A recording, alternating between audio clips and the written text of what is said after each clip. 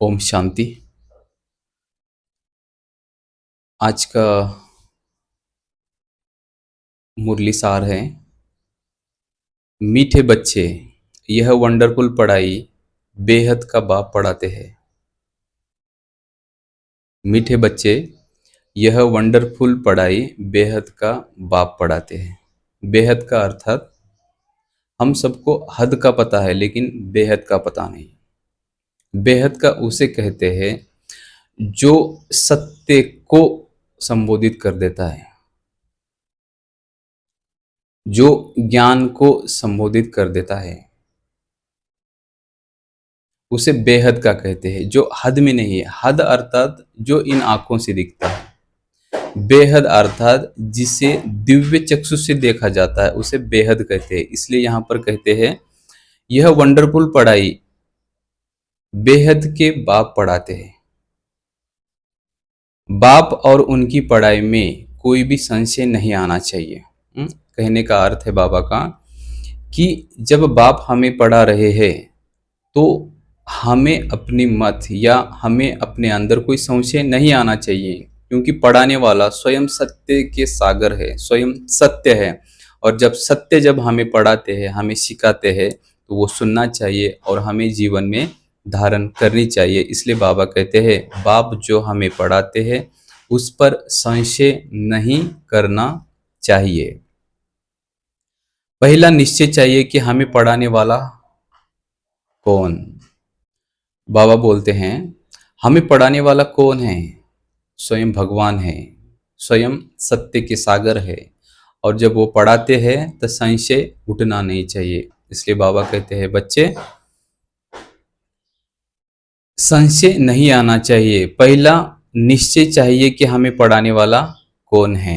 प्रश्न, तुम बच्चों को निरंतर याद की यात्रा में रहने की मेहनत क्यों मिली है? प्रश्न, तुम बच्चों को निरंतर याद की यात्रा में रहने की श्रीमत क्यों मिली है? बाबा पूछ रहे हैं कि तुम बच्चों को निरंतर बाप की यात्रा में रहने की श्रीमत क्यों मिली है? बाप की यात्रा नहीं, सत्य की यात्रा। हम हमेशा कोई ना कोई यात्रा करते हैं, लेकिन अभी यहाँ पर बात हो रही है उस ईश्वर की, उस सत्य की। इसलिए परमात्मा कहते हैं तुम्हारी यात्रा कौन सी होनी चाहिए? वो यात्रा जिससे हम असत्य से सत्य की ओर जाए, झूठ से सत्य की ओर जाए, बेईमानी से ईमानदारी की ओर जाए। इसलिए बाबा कहते हैं कि तुम्हारी यात्रा सत्य के साथ हो। माया दुश्मन अभी भी तुम्हारे पीछे है, जिसने तुम्हें गिराया है। माया अर्थात असत्य, झूठ, अहंकार। अभी वह तुम्हारा पीछा नहीं छोड़ेगी। इसलिए गफलत नहीं करना है, क्योंकि हमें आदत लगी है झूठ के साथ जीने की। इसलिए बाबा यहाँ कहते हैं कि अभी वह तुम्हारा पीछा नहीं छोड़ेगा, इसलिए गफलत नहीं करना है। भल तुम संगम युग पर हो, परंतु आधा कल्प उसके रहे हो, इसलिए जल्दी नहीं छोड़ेगा। याद भूली और माया ने विकर्म कराया, इसलिए खबरदार रहना है, आसुरी मत पर नहीं चलना है। बाबा यहाँ हमें समझा रहे हैं कि हमने बहुत सालों से उस माया की गिरफ्त में रह चुके हैं, तो माया इतने आसानी से हमें छोड़ने वाले नहीं है। इसलिए बाबा कहते हैं बच्चे गफलत नहीं करनी है, निरंतर याद में रहना है, क्योंकि याद से ही हम सेफ रहेंगे। इसलिए बाबा कहते हैं बच्चे निरंतर एक बाप की यानी सत्य में स्थित रहना है, अपने आत्मिक स्मृति में स्थित रहना है। आज का वरदान है सदा एक बाप के स्नेह में समाई हुई सहजयोगी सो सहयोगी आत्मा भव। एक बाप के स्नेह में, एक बाप अर्थात एक सत्य के स्नेह में समाना। हमें जैसे ही मानव देह मिलती है तो इस देह का गुण धर्म ही है असत्य की ओर ले जाने का। देह भान हमेशा झूठ की ओर ले जाता है और आत्माभिमान हमें सत्य की ओर ले जाता है। इसलिए आत्म अध्ययन बहुत बहुत जरूरी है। इसलिए बाबा यहाँ कहते हैं सदा एक बाप के स्नेह में, एक बाप के अर्थात एक सत्य के स्नेह में, उसके साथ उसको समाकर, सदा एक बाप के स्नेह में समाई हुई सहयोगी सो सहज योगी आत्मा भव।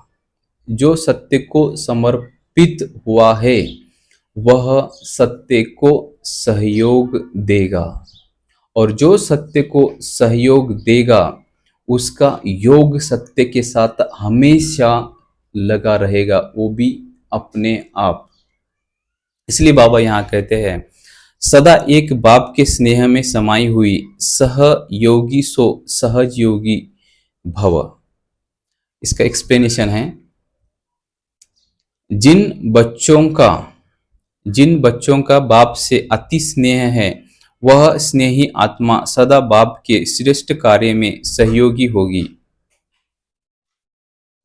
जिनका ईश्वर के साथ, सत्य के साथ, बाबा के साथ स्नेह है वो उनके कार्य में भी सहयोगी होगी। और हम सब की जिम्मेवारी है, हम सभी अगर उस परमात्मा के कार्य में सहयोगी होंगे तो ही यह जीवन सफल होगा और यह दुनिया बदलेगी, यह दुनिया सुंदर बनेगी। इसलिए बाबा कहते हैं बच्चे, स्नेही आत्मा सदा बाप के श्रेष्ठ कार्य में सहयोगी होगी, और जो जितना सहयोगी उतना सहज योगी बनता जाता है। बाप के स्नेह में समाई हुई सहयोगी आत्मा कभी माया के सहयोगी नहीं हो सकती। जो सत्य को सहयोग करता है वो असत्य की बाजू में नहीं जाएगा। जो बाबा के साथ है उसको माया अपनी तरफ नहीं खींच सकती। इसलिए बाबा यहाँ कहते हैं बच्चे, बाप के स्नेह में समाई हुई सहयोगी आत्मा कभी माया के सहयोगी नहीं हो सकती। उनके हर संकल्प में बाबा और सेवा रहती है। उनके हर एक संकल्प में बाबा और सेवा रहती है। नींद भी करेंगे तो उसमें बड़ा आराम मिलेगा, है ना। नींद की बहुत लोगों को प्रॉब्लम है आज के वक्त में। नींद क्यों नहीं आ रही है? नींद उसी को ही अच्छी आती है जिसने दिन भर कुछ अच्छा किया होगा। जब हम कुछ अच्छा करेंगे तो नींद अपने आप ही आएगी, क्योंकि वो खुशी है कि आज हमने परम पिता परमात्मा के सहयोगी बने हैं, उसकी आज्ञा का पालन किया है, उसके कार्य में हम सहयोगी बने हैं, उसने हमें इस लायक समझ के हमसे वो सेवा ली है। ये बहुत सारी बातें हमें उमंग उत्साह दिलाती है, और यही उमंग उत्साह हमें सोते वक्त शांति दिलाती है। इसलिए बाबा यहाँ कहते हैं नींद भी करेंगे तो उसमें बड़ा आराम मिलेगा, शांति और शक्ति मिलेगी। नींद नहीं होगी, जैसे कमाई करके खुशी में लेटे हैं। वो नींद शरीर की नहीं होगी बल्कि एक खुशी और शांति की होगी, क्योंकि जब दिन भर कुछ अच्छा करेंगे, कुछ अच्छा करके जब सोएंगे तो उस नींद का मजा कुछ और हो जाता है। वो नींद शांति में बदल जाती है, वो नींद शक्ति में बदल जाती है। इसलिए बाबा कहते हैं बच्चे,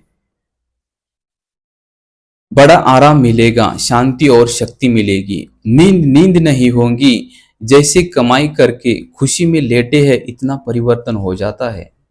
इसलिए नींद की भी अगर किसी को समस्या हो तो वो अगर सत्य को अपना मन दे दिया, अगर वो अच्छा कुछ काम किया तो वो सुकून से सो जाता है। ना कि वो केवल सुकून से सो जाता है, वो नींद उसकी शांति बनती है। सिर्फ उसकी नींद शांति ही नहीं बन जाती है, बल्कि उसमें शक्तियां भी आ जाती है। जब मन में शक्ति हो और मन शांत हो, तो हर कार्य अच्छे होने लगते हैं और जीवन भी सुखदायी बनता है। और स्लोगन है, प्रेम के आंसू दिल की डिब्बी में मोती बन जाते हैं। और एक बार सुनाते हैं। प्रेम के आंसू, प्रेम के आंसू दिल की डिब्बी में मोती बन जाती है। अच्छा, ओम शांति। आज के मुरली से इतना ही हमें सीखना है कि हमारा जीवन किस ओर जा रहा है।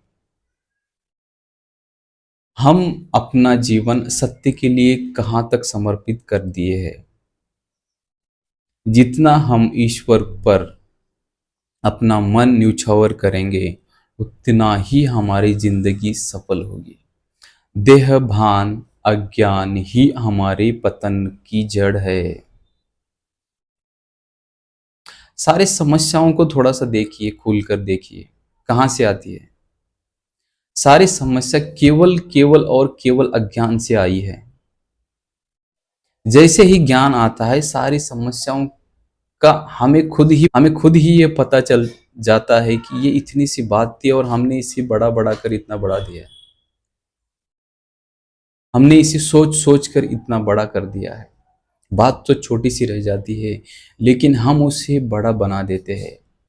बाबा कहते हैं, बच्चे, एक सत्य को अपना मन समर्पित कर दो, तुम्हारे सुख शांति और शक्ति का प्रालब्ध अपने आप मिलेगी। तुम्हें सुख शांति और शक्ति की प्रालब्ध अपने आप मिलेगी। अच्छा, ओम शांति। थैंक यू, धन्यवाद।